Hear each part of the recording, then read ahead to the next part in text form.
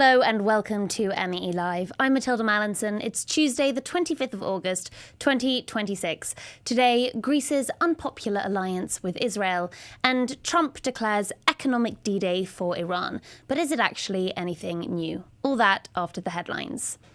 In Syria, the campaign for justice continues, with former Grand Mufti and key Assad ally Ahmed Hassoun receiving a life sentence last night. Previously the country's top religious cleric, Hassoun was stopped trying to escape Damascus in March 2025. He was charged with stoking civil war, sectarian clashes, and abuse of office. It comes as the United States formally removes Syria from the state sponsor for terrorism blacklist, a landmark move that unlocks export restrictions and opens Syria to the trade world. The move follows Israeli strikes on Syria's Abu al-Duhur airbase last week, something that angered the US and neighbouring Turkey.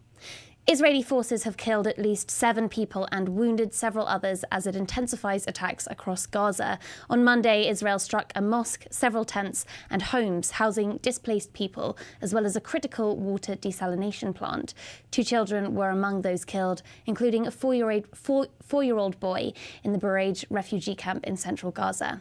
It comes as Israel declares that even children's toys may be treated as a military threat. Defense Minister Israel Katz reportedly ordered the military to treat any paper kite, balloon and drone from Gaza as, quote, an act of war. Israel's chief rabbi, David Yosef, has triggered global outrage with comments denying the existence of Palestinians as a people. אני אומר שכל עזה, הקדוש ברוך הוא יחריב אותה, ואנחנו נחזור לשם. אנחנו יודעים שכשתבוא הגאולה, שהם קוראים לעצמם עם פלסטיני, אבל הם לא עם. לא היו מעולם עם, הם לא עם, ואין להם זכויות פה. הזכויות הם שלהם. In an address at West Jerusalem's Gush Katif Museum, Yosef also called for Gaza's destruction and Jewish settlement across Palestinian territory. The comments trended internationally online, leading to calls for governments to officially condemn the rabbi. The story points to a growing gap between global populations and their governments when it comes to alignment with Israel today. One such country currently facing tensions is Greece, and it's there that we'll turn to next.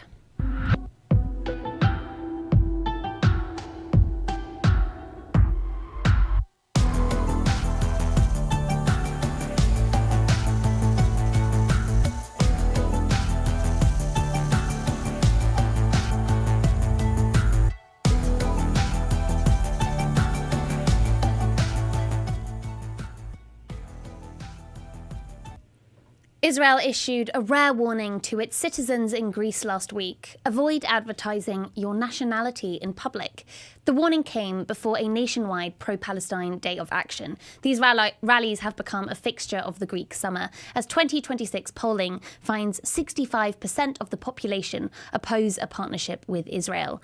Tourists have been targeted. The Israeli cruise ship Crown Iris has been met repeatedly with port protests and been forced to leave under riot police cordon. For decades, Greece was a haven for many Israelis, as a tourist destination, a place to invest, and even a place to move to. That image is now cracking. But at the very same time, Athens is rapidly becoming one of Israel's key partners in the Mediterranean.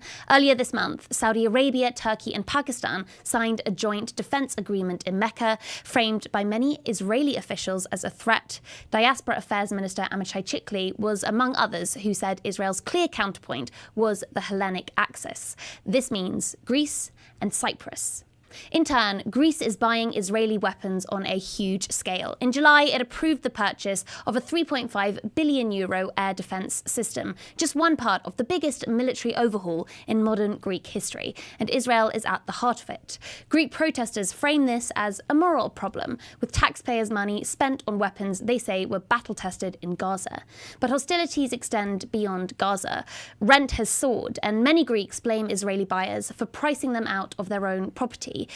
Elite strategy is pulling Athens closer to Israel, just as public opinion is pushing it away. Can this alliance survive its own unpopularity? To discuss, I'm joined by two guests, former CIA counterterrorism officer, US Greek citizen, and previous advisor to the Greek government, John Kyriakou, and US Greek journalist and MEE reporter Sean Matthews, whose recent book, The New Byzantines, explores the rise of Greece and return of the Near East. Welcome, both of you, to MEELive. John, I'm going to start with you. You spent years inside the CIA's counterterrorism world. In plain security terms, what is the quid pro quo of the Israel-Greece partnership? Well, at its most basic level, the Greeks are looking for protection from the Turks. And the Turks and the Israelis have absolutely terrible bilateral relations. In fact, the Israeli defense minister said just 4 weeks ago that Israel's next war would be against Turkey. The Israelis don't believe that even if the Turks invoke Article 5 of the NATO Charter, an attack on one being an attack on all, that the United States would fight Israel on behalf of Turkey. And so I think they're trying to force everybody's hand here. The truth is that the Greeks are afraid of the Turks. The Greeks don't know where to run, so they run to the Israelis. The Greek people want none of this. And so there's going to have to be a reckoning day, probably sooner rather than later, between the Greek government and the Greek people. I'm curious just how afraid of Turkey, because Greek defence spending has risen from 5.5 billion in 2019 to over 8 billion a year, with nearly 28 billion euros of modernisation planned by 2036. Is there a real fear of military confrontation in Athens? There really is. And you hear it all the time. My family happens to be from the glorious island of Rhodes. And I was in Rhodes a couple of 2 months ago visiting family. And I was at our ancestral house. It was built by my great-great-great-grandfather in the village of Yalisos. And I noticed behind my cousin, there was a machine gun against the wall. So I said to my cousin, "Pere Christo, is that a machine gun?" He said, "Yes." I said, "What are you doing with a machine gun?" He said, "All you have to do is look out the door. You can see the mountains of Turkey. We have to protect ourselves somehow." So even down to the most basic level of the average Greek citizen, this isn't just the Greek government screaming this from the rooftops. Every Greek citizen fears Turkey. Now, at the same time, you have Turkish newspapers as recently as 2 days ago publishing maps that show all of the Greek Aegean islands as Turkish. You have the Turkish defense minister threatening an invasion of Greece. You have Turkish fighter jets violating Greek airspace literally every single day. And so the Greeks really are worried. Now, with that said, the Greek people recognize a genocide when they see one, and they don't want to do business with Israel. But the government is forcing it. That's why I say there's going to be a reckoning. There's going to be Greek national elections in 2027, next year. And I think this is going to be a major issue. It's not all economics in Greece anymore. But if the everyday citizen is afraid of Turkey, as you say, and Athens is sort of partnering with Israel in response to that Turkish threat, doesn't that translate to a popular level? Don't people who fear Turkey accept Israel as a necessary evil? No, because it's my experience that the Greeks believe that the Israelis are taking over.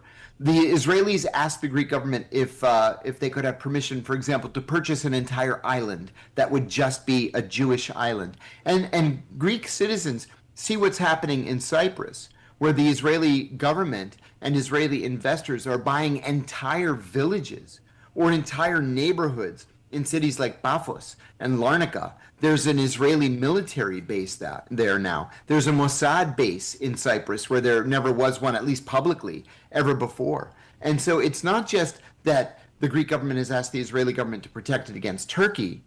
It's that the Greek government is opening the doors for the Israelis to come and become a permanent presence in Greece. You made a point in your intro that is important and I think bears repeating.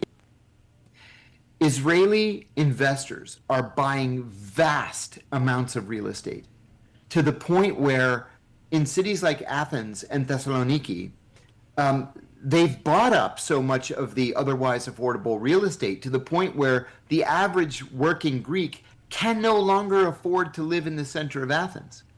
You can only afford it if you're Israeli, Russian, or Chinese, because they're the ones spending the money there. And the Greeks don't want it.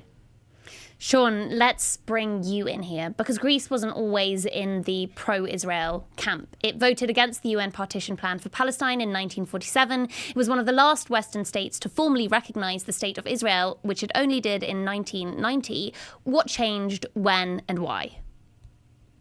Yeah, well, John and I are kindred spirits because I'm also from the Eastern Aegean. So I'm from Eleusis, which is one of the islands that the Turkish jets buzz. So we are from the lands of New Greece, let's say, which are kind of the territories that joined Greece last before the collapse of the Ottoman Empire. But look, I think John really, he was spot on there. And the history is fascinating. You know, one of the things, I mean, you have the images of the protests here in Greece that I want to say is that it's a very bipartisan issue in Greece. I mean, Greece is kind of this country that was defined for many decades by the Civil War, right? This kind of left on right battle. But the sympathy for the Palestinian cause is very much something that kind of connects people, your traditional conservative voter and your voter on the left. For the conservative voters, it's because of the Orthodox Church. Don't forget, there is a very, very deep bond between Palestinian Orthodox Christians and Greek Orthodox Christians. And that is a bond that really transcends centuries. On the left, of course, you had this kind of fervent support for the Palestinians in terms of anti-colonialism, and, you know, kind of the Greeks who took on the cause of Arab nationalism in the 1950s and the 1960s. So this is a bipartisan issue. You know, one of the things that Israel has tried to do throughout Europe and the US, right, is kind of raise this specter of Islamophobia and, you know, kind of this fear of the Muslim world in order to kind of gain allies in the region. And that held for a little bit, I think, in Greece maybe in 2015, especially with voters on the right. But one thing that we're starting to see broader within Europe in general and in the US, but especially in Greece, is that voters on the right really don't buy it, that, you know, the Israelis are their allies, and that there is a deep sympathy, I think, with the Palestinian people, especially because of the genocide in Gaza. But yeah, that history of support for the Palestinians is there really going back centuries. I mean, again, Palestinians and Greeks lived under the Ottoman Empire, the Byzantine Empire even. You had alliances during the time of the Byzantine Empire between Orthodox Christians in Palestine, historic Palestine. So very, very deep roots there. And Greece was the last country at the time to normalize relations with Israel and establish a full diplomatic relationship in 1990. But as John said, right, it's this Turkish relationship, I think this Turkish threat that kind of has propelled this relationship forward. One thing that I should add, though, and again, this kind of goes back to the issue of how populations kind of see Israel and where Israel's public image is. The other reason that the Greeks have really doubled down on this relationship is because they're scared about an American retreat from the Eastern Mediterranean. And the Greek-American lobby is playing a very, very dangerous game, you see in DC, and I know John is very aware of this. You've seen kind of the Greek-American lobby latch on to the Zionist lobby, to AIPAC, and to these groups, because they are betting on an America that's in retreat, trying to stay engaged in the Eastern Mediterranean through its closest ally, which is Israel. So there's another angle to this. There's the Turkish angle, there's the American angle, which is the easiest route to the US and Washington and Congress and the Senate, is oftentimes through the Israeli lobby. But again, that is changing, right? We've seen public perceptions of Israel in the US decreasing amongst all voters, especially young Republicans. Obviously, the Democratic Party has moved against them. So there are a myriad of factors here, I think, that the Greeks are betting on, or have bet on in the last decade, let's say, regarding Israel and why they feel they need that alliance. But that is changing rapidly. And let's look at this then from the Israeli perspective. What are the factors driving their friendship with Greece? People point to the Mecca agreement on one hand. There's also the Iran war. Netanyahu talks about this hexagon of alliances: Greece, Cyprus, India, the UAE, Morocco. Many of these sit on maritime choke points. Just talk us through, John, if you will, the Israeli motivations driving this friendship. This is actually quite a complicated issue. So there are several factors at play. The most obvious one, I think, is the absolutely enormous gas field that Cyprus has discovered off of its southern coast. It's lifting the gas, or in the process of lifting the gas, along with the governments of Greece and Israel. There was talk about involving the Egyptians, and certainly diplomatic discussions have taken place. But it's more than just the gas. It's Turkey, and it's as Sean correctly pointed out, it's the fact that a lot of countries believe that the Eastern Mediterranean and the Middle East are getting away from the United States. It started with Barack Obama's so-called pivot to Asia. Nobody in the region wanted to see a pivot to Asia. They want American leadership there. And now American leadership is lacking. The Israelis also are very, very happy to establish relations with any country that they think that they can influence or purchase, or who might say a nice thing about what they're doing in Iran or Gaza or anybody anywhere else, southern Lebanon, Syria. The Israelis were confident, for example, that if they bombed a Turkish base in Syria, but just 20 miles from the Turkish border, that nobody would do anything about it. And they were right. It's the same thing with Iran. Attack Iran for us. Attack, attack, attack, attack. We finally attack. Nobody does anything about it. Sean made another important point, and I see it here in Washington all the time. I spoke at the PSECA conference a couple of months ago. It's the whatever it is, the Greek Cypriot, diaspora organization here in the United States. And the Israeli ambassador was front and center, sitting with the Greek ambassador, the Armenian ambassador. I forget who else was there, the Georgian maybe. But what about the Greek Orthodox Church? Or what about pan-Orthodoxy, right? The way I was raised was to support my Orthodox brethren, no matter where they were in the world, right? Whether they were in Palestine or in Alexandria or Moscow or Kiev or Tbilisi or wherever, because we're all one. We're all one faith until now. And now we're supposed to say, well, those Palestinians, yeah, they're Orthodox, but there's a lot of gas money at play here and bigger international issues. We're just going to walk away from the Palestinians. I don't think most Greeks are ready to do that, willing to do that. Was this diaspora event, this was in the US? Yes, it was in the US, and it came 1 week after the big diaspora event in Cyprus, which I also attended. But the funny thing there is, and again, this comes to Sean's excellent point, the funny thing there is everybody complained about the Israelis. But in Washington, everybody lauded the Israelis. How grateful we were that the Israelis are paying attention to our long-standing issues with Turkey. It's like, no, that's today, but wait until they take over or they own half of your real estate. Then we'll see what they do for you. Because, right, in Washington, you've long argued that the US is pursuing an Israel-first policy. But you say in Cyprus, the event had a slightly different tone. Would you go so far as to say that Athens is now importing that Israel-first policy? Or is that not quite on the same level as the US? I would say that, yes. I would say that. And I think the only thing that's holding them back from going whole hog is the fact that so many Greeks are in the streets protesting this kind of thing. We're seeing so many news reports, for example, of Israelis not being able to disembark from cruise ships because people are protesting. I was in Athens just until 2 days ago, and I love to stay in this neighborhood called Psiri. It's kind of run down, semi-industrial, but a lot of great cafes and coffee shops and restaurants and things like that. I was with my son, and we were sitting in a cafe, and I'm frequently recognized on the street, and I'm very happy to take selfies with whomever wants one. And one guy said, "I know you. You're the CIA guy," which I get all the time. And I said, "Yes, how are you? Nice to meet you." And he says, "I don't like you at all. You better shut up about Israel." And then, of course, I noticed the Hebrew accent. And I said, "Oh, I'll never, ever stop talking about the genocide that you're committing in Gaza and in the West Bank and in Syria and in Lebanon and in Iran. So no, you're not going to silence me." I want to talk more about that tension on the street right now that is emerging between Greeks and Israelis. Sean, you for your book, you were traveling all around Greece, compiling these conversations with all sorts of demographics. Israel is now warning its citizens to hide their identity. How real is that tension on the ground? Is it anger at a government, or is it anger at Israelis themselves? Greeks face a double-edged sword, Matilda, because the Greek economy is really this hot, Greece had this horrible financial crisis.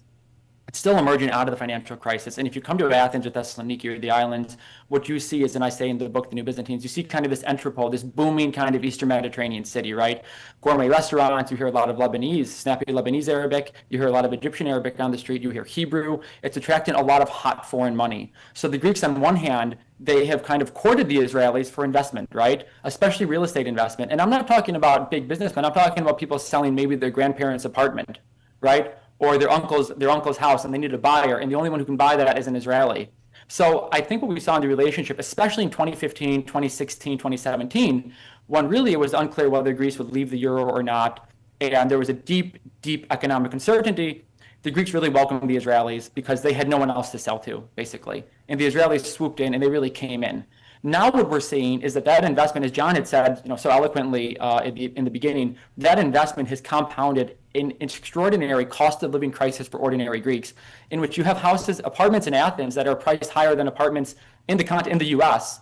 And there's a massive salary differential. I mean, it's impossible to understate or to overstate, that is, how expensive Athens is. And how expensive real estate in cities like Thessaloniki and Athens city center are. And a lot of that is because of Israeli investment. So there's a personal story here for sure, an economic story here that people are feeling. I think also, again, the genocide in Gaza has been covered a lot in Greek media, to its credit. People see it on Instagram, they listen to Middle East Eye, they see the content, they are aware of the reality of the genocide in Gaza. And remember, look, this is a very small region, the Eastern Mediterranean. For somebody in Chicago, maybe Gaza feels 1,000 miles away, because it kind of is. But if you're in Athens, Palestine is a 2-hour flight. Egypt is a 2-hour flight. It's very, very close. It's easier to get to Gaza from Athens than it is to go from New York City to Washington, D.C., to be quite honest with you. If there was a direct connection, it's nothing. So I think that tangible feeling is very much there. And the tension is on the street, right? Because of this, you have the genocide, you have the conflict, and then you have kind of the economic crisis. One other thing that I think is important, that we should kind of think about looking forward here, is that 2015, 2016, when the Greeks wanted a partner, they went to the Israelis, and this does feed back into the popular opinion about Israel today. The Israelis seemed like a steady hand, maybe, to many Greeks, I think, at the time, right? Remember, this was before the Iran War. It was before the genocide. Israel looked very powerful. In 2020, what did we have? We had the Abraham Accords agreements. So the Israelis went to the Emiratis. Greece desperately wants Gulf money from all the Gulf states. They want Qatari money. They want Emirati money. They want Saudi money. They want to partner with all these Gulf states. So 2016 through 2020, Israel kind of looked like, if you're Greece and you're thinking mercurially, the country to bet on in order to get these good ties. Now what have we seen? We've seen a failing war in Iran. We've seen Saudi Arabia distance itself from Israel. We've seen Qatar obviously has really stood by the Palestinian people. The only ally that Israel really has in the Gulf is the UAE, one country, basically. Every other country has turned on the Israelis. Even now the Egyptians, right? And this is very important. Greece and Egypt have very historic ties. I'm here in Athens. I know John comes to Athens a lot. The Egyptian embassy in Athens is literally a stone's throw from the Parliament building. That's a historic embassy that goes back to the fact that when Greece was proclaimed in the 19th century, the Egyptians were one of the first country under Muhammad Ali Pasha to recognize the Greeks. And there are deep trade ties between them. So, the historic ties between Greece and Egypt, there were hundreds of thousands of Greeks who lived in Egypt. The ties between Greece and Egypt have always been very good, okay? And the Greeks have always kind of courted the Egyptians in their competition with the Turks.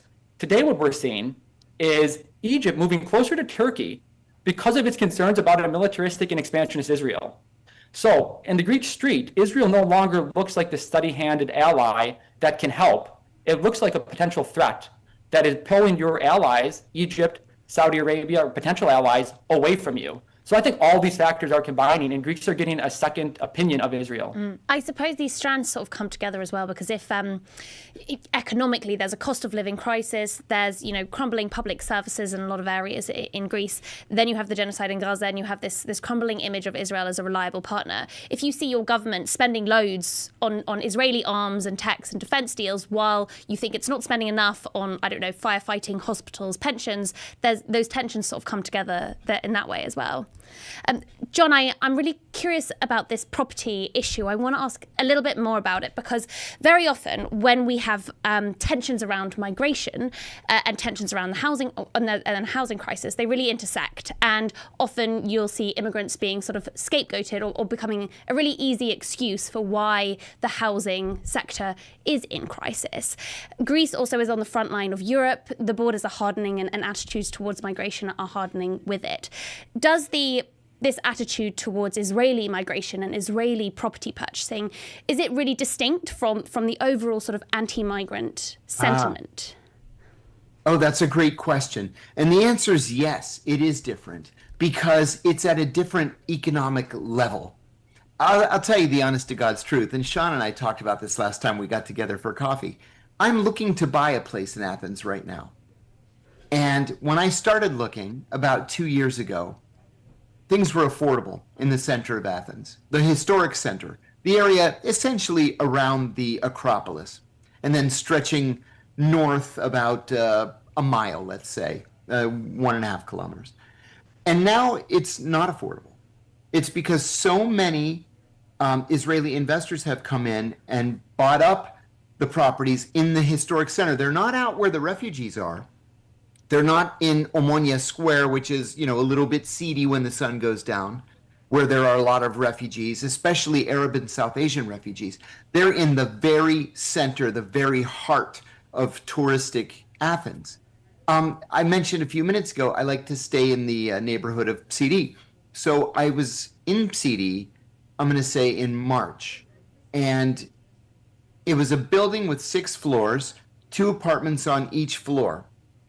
And it turned out that I was the only person in the building for the week that I was there. And there was a cleaning lady that came in and I said, it's like a ghost town in this building. What's going on? And she said, Israelis bought all the apartments and made them all Airbnb. The problem, though, is while those buildings are sitting empty, Greeks cannot afford to live in their own capital, because all of this outside money has come in and pushed prices higher. We have the same problem in London, not specifically with Israeli purchasing, but vacant houses, occupying the centre of the city. And really interestingly, there was a poll, YouGov poll in the UK here, on attitudes towards migration. It found that while in general attitudes towards migration have fallen, they have fallen above all for 2 populations. One is Russian and the other is Israeli. Russian is probably one of the key buyers in this property story, but the connection between them are both, of course, these invasions that people have been seeing unfold on the news. And I think that was an interesting revelation about what drives these migration debates, because it's not so much in the media when you talk about migration. No. And there are famous stories about entire blocks in Mayfair and Knightsbridge where there are buildings without a single light on at night because these units are all owned by Russian, Chinese, Israeli, Qatari investors, and there's nobody living in these buildings, not on a permanent basis. Same thing in Athens now. Yeah. Now, just to close this conversation, I'm going to ask you each a final question. Sean, with your book, The New Byzantines, the framing, right, is that today is a period of rejuvenation for Greece in terms of its global and its regional relevance. But how key is Israel to that growing relevance? Does Greece retain its growing relevance, as you say, at the intersection between the West and the Middle East without this alliance with Israel? No, Greece very much does. And the reason Israel wants Greece is because of its geography, because the borders, although they're hardening and attitudes toward immigration are hardening in Europe, the wider trend is the borders are shrinking. And the space between Europe and the Middle East is a lot smaller than it's ever been probably in the last 200 years. And Greece has a very, very good geography. That's why so many investors are coming here, to be quite honest with you, because it's 2 or 3 hours from everywhere in the world, basically. And it has a very, very envious geography. The islands of Crete, look at where the U.S. military is based. In Crete, look at Alexandroupoli, the base in northeastern Greece, which the U.S. has used to supply Ukraine with arms. Greece's geography is extremely important. And it's important for any country, for the Gulf states, for Egypt, even for Turkey, honestly. The cooperation that if Greece and Turkey can have a solid economic cooperation, and we see some of this on the eastern Aegean islands, there's lots of win-win solutions for both countries there. So Greece very, very much is still relevant to all these countries, and more important than ever, because that space between Europe and the Middle East is shrinking, and we're kind of seeing this return to an Eastern Mediterranean region, in part, honestly, because of the collapse of U.S. power in the region. That's the greatest irony. And John, you say that if the government of Greece pushes forwards with its alliance with Israel, it will face a reckoning of public opinion.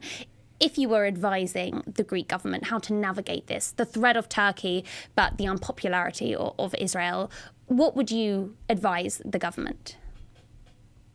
I think the government should be forceful in its public statements in support of human rights and civil liberties.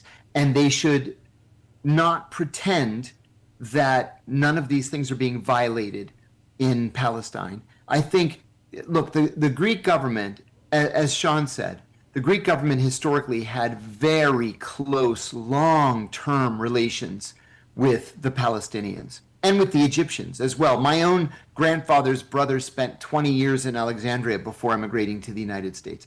So I think that the Greeks can be honest about this long history of support for the Arab people of the region.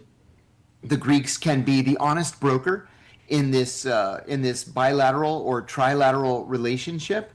The Greeks can still seek, Israeli assistance against Turkey, whether it's, actual military assistance or it's a friendly statement at the United Nations. But the Greeks should not just jump into bed with the Israelis blindly and hope for the best. They teach you in business school, hope is not a strategy. And this is a complicated issue that the Greeks are not taking terribly seriously. This has been a highly enlightening conversation. John Kiriakou, Sean Matthews, thank you so much for joining us. Thank you. US pump prices are up nearly $1 year on year. But on Sunday, Trump kept celebrating the US's 250th birthday by driving around the Indy car racetrack in his presidential limousine. The same day, his team announced an economic D-Day that threatens to surge oil prices back to wartime highs. When US Treasury Secretary Scott Bessent laid out Operation Economic Outcast against Iran, he told the world, "You are either with us or against us." It's a binary that echoes George W. Bush's War on Terror speech. Bessent also likened his ploy to the historic D-Day landings of World War II. In the Second World War, D-Day marked the historic beginning of a campaign with our allies to target and drive the enemy from its positions, including those in third countries. Today, in that same spirit, we are launching an economic onslaught against Iran's financial connections around the globe. What does this look like? 5 new sectors of Iran's economy will be sanctioned: digital assets, tech, gold, aviation and shipping. On top of that, third countries are now on the chopping block. Every country has to cut ties with Iran, or the US says it will sanction them. China is the elephant in the room. Beijing buys the majority of Iranian oil, though imports have slipped over the course of the war. China's big state refiners, which use the US dollar-based international financial system, have been wary of US sanctions in the past, while its domestic teapot refineries are steadfast Iranian buyers. But China's foreign ministry rejected unilateral sanctions, saying Beijing would do what was necessary to protect its own interests. Iran also hit back, warning not a single drop of oil will leave the Gulf. And Iran's Foreign Minister Abbas Araghchi dismissed Trump's D-Day as nothing new, saying the US cannot think of any other strategies against Iran. Iran's theocratic government has withstood US sanctions for 47 years, but its people face inflation rates near 90%, and the rial plummeted in value on Monday, hitting a record low rate of 2.02 million to the dollar. So is Trump's D-Day an attack of historic proportions or an administration out of ideas? I'm joined now by Sinna Tusi, Senior Fellow at the Center for International Policy in Washington. Sinna, welcome back to the show. What do you think? Is this a serious turning point in the war, or the same old strategy in shiny new packaging? Hi, thanks so much for having me. I think, Bennett's speech yesterday was very vague on details. The United States, as you mentioned, has had major economic sanctions, really unparalleled economic sanctions against Iran for many years, especially this Trump administration. Trump, in his first term, when he left the Obama-era nuclear deal, he imposed this so-called maximum pressure campaign, which has held on throughout all these years against Iran. Biden did not reverse it. And Trump doubled down, before these wars, before this past war, before the June 2025 war, Trump had escalated sanctions even more. So the Iranian economy, when it comes to U.S. primary and secondary sanctions meaning the U.S. economic threats against other countries, third parties, international companies that do business with Iran, that they'll be barred from the U.S. market. These sanctions have basically turned Iran's economy out of the normal international system. And now these new measures that Ben Bessent announced yesterday, again, it's vague on the details, but it seems like what the U.S. is going to do is double down on secondary sanctions, double down on the trade that Iran has been able to commit to, and basically has allowed it to survive with neighboring countries, with China, and to the end that it's going to be successful in undermining those relationships. It seems very unclear, and I think unlikely, given that the U.S. basically has very little leverage with other countries, and this was a war that nobody else in the world outside of Israel wanted. Sina, you argued in Foreign Policy earlier this month that Mojtaba Khamenei's leadership is preparing for a long war, essentially planning for exactly the US strategy just announced. How do you know? What preparations are you seeing? Yeah, so Iran's kind of deterrence posture, its approach to foreign policy, to US escalations, had been arguably in the run-up to these wars, throughout this maximum pressure campaign I just described, relatively restrained. And Iran was, for the longest time, quite calibrated in its counter-escalations. And that, I think, really contributed to a perception in Washington and Tel Aviv that Iran was weak, was a paper tiger, and led to this war. Now, we're seeing during this war and with the opening blows and the assassination of the Supreme Leader Khamenei, that Iran obviously became much more assertive. It quickly regionalized the costs of the war, the Strait of Hormuz closure. And now we're seeing with these appointments, and in this piece I wrote for Foreign Policy that you mentioned, these appointments by this new supreme leader to Iran's top national security posts, the military, various military commands, the statements that were accompanied by these appointments from Mojtaba Khamenei, it really shows that Iran is doubling down on this more assertive deterrence posture, meaning that it wants to take the initiative more. It is willing to go on the offense. They're even mentioning going on the offense, kind of preemptive strikes. I don't think this doesn't mean that Iran wants more war or is trying to basically elongate this war, but that they're really, I think, trying to correct in their telling this miscalculation that the U.S. had about Iran, and are willing to regionalize the costs of conflict with Iran even further. And I think in regards to this new economic campaign that Bessent is announcing, what the Iranians are saying as part of this new posture is that Iran is basically not going to sit silently. The adversary always gets a say, and this Mohsen Rezai, the new head of the Iranian National Security Council, has said that if other countries are going to go along with this new economic warfare against Iran, that Iran will basically attack them. I mean, he worded it diplomatically. He said the first Iran is going to negotiate with them. He's going to give them time, basically, try to convince them not to go along with the U.S. approach. But if not, that Iran is willing to further regionalize the cost. And he also said something Iranian officials have said for a long time: if Iran can't export oil, then basically no one can export oil. And I think the war kind of bore out that these threats by Iran aren't hollow, that Iran can follow through. It has followed through, and I think they're trying to basically deter more escalation with this kind of rhetoric.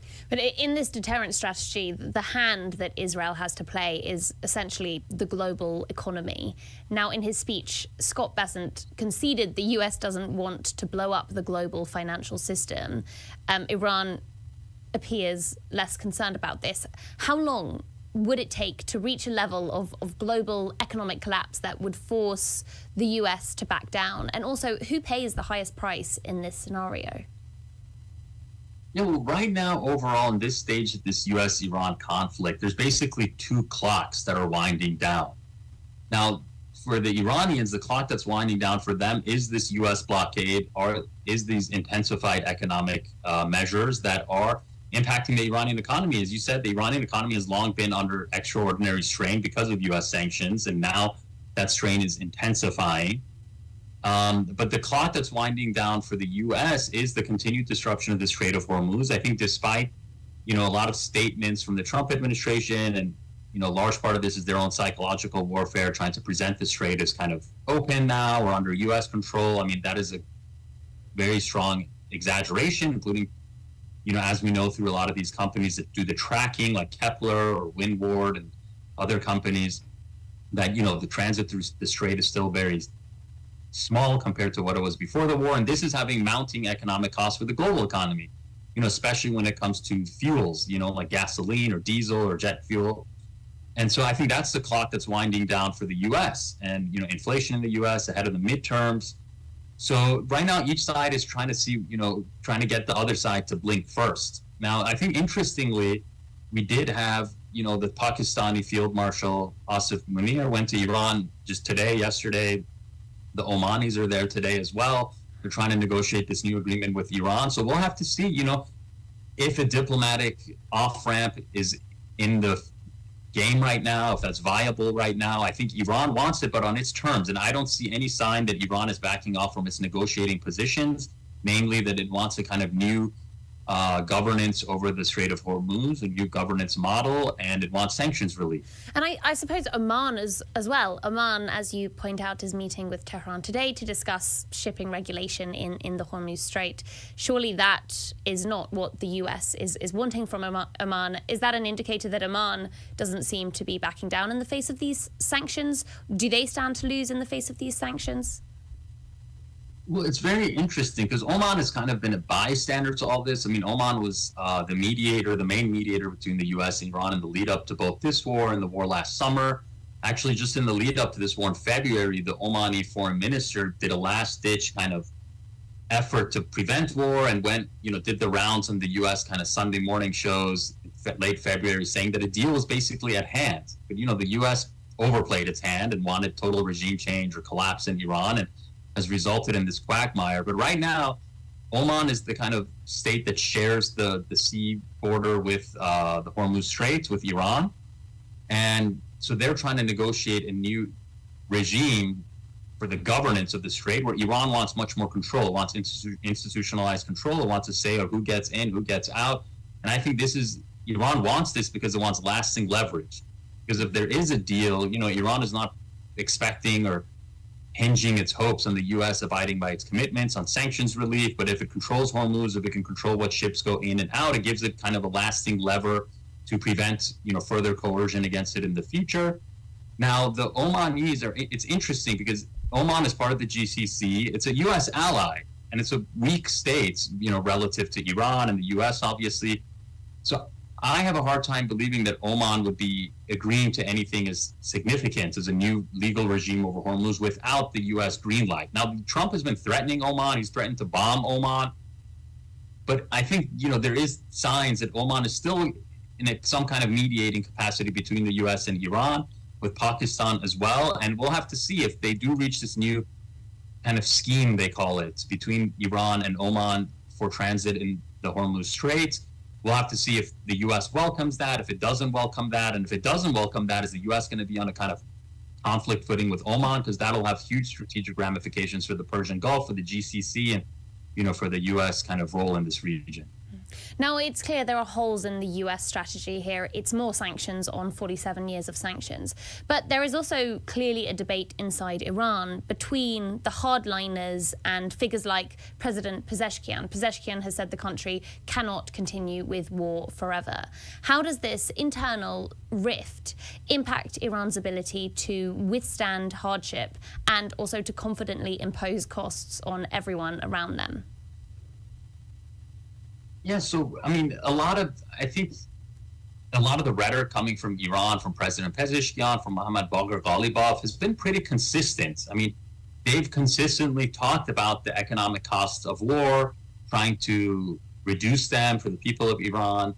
And yet talking about they're not going to basically capitulate to maximalist U.S. demands. Even Pezeshkian, in the same speech that he said, what you just referenced, he also talked about Iran not surrendering its dignity and honor and not giving into, all these things that the U.S. wants. So I think it's more nuanced, that this idea that there is a major rift. I think when it comes to their core negotiating bottom lines, that's what we really have to track. I mean, there was an MOU that was signed between the U.S. and Iran that Iran says the U.S. didn't abide by its commitments to release Iran's frozen assets, to have the Iranian arrangements for Hormuz transit, and to end the regional war, including in Lebanon. Those are things that this MOU explicitly said. So I think in Iran there is unity that there basically needs to be a return to this MOU. This time the U.S. needs to fully abide by its commitments, including releasing Iranian frozen assets up front. And we'll have to see if the Iranians back down from that or not, but I don't see any evidence that they are, including through this recent rhetoric by the parliamentary speaker Polybov, who's been the head of the negotiations with the U.S., or from the reformers President Pezeshkian. And certainly it's not reflected in these new military and national security shifts that are more hardline figures. Is that unity in the bottom line, is that translating down to ordinary Iranians? I mean, inflation in Iran is near 90% year on year. The currency is at a record low as of Monday, and reporting from inside Iran describes people buying food on credit. Can the government impose these costs on its own population indefinitely? Yeah, well, the Iranian people have certainly borne the brunt of these pressures, and I think the U.S. is actually betting a lot, and this has been a continuous part of its strategy to create domestic unrest and to translate that into pressure against the government or trying to topple the government. I mean, this war was explicitly launched with Trump calling on the Iranian people to rise up, amid protests that happened in Iran in the months prior, and the brutal government crackdown of those protests in January. But we saw the war, one major effect it did have in Iranian society, which is a polarized society, that there was a rally around the flag effect, not necessarily only behind the government, but behind, defense of the homeland. Certainly the Islamic Republic's social base was mobilized and has been in the streets for many months now in major cities and major squares. And even beyond that, I would argue that large parts of Iranian society, this kind of rally around the flag, defending of the country, that was very pronounced.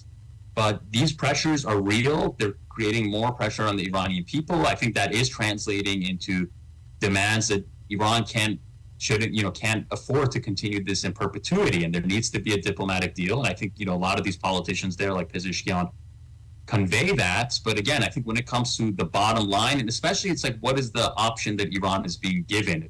Because, Trump was talking about supporting, Kurdish invasion from Western Iran. He bombed a lot of infrastructure in Iran, from schools to universities to bridges. So for the most Iranian people, despite all their discontent internally, when they see these kind of foreign attacks aimed at really tearing the country apart pretty brazenly and openly from Trump, it's still going to make them hesitate to take to the streets and become part and parcel with potentially an agenda that's aimed at kind of destroying their country. Sina Tusi, thank you so much for your time. And to all of you watching, thank you for tuning in. That is all that we have time for today. Like, subscribe, make sure you're following us on social media at Middle East Eye. You can email MEELive@middleeasteye.net. I'll be here live at 5 every Tuesday and Thursday, noon if you're in New York. See you then.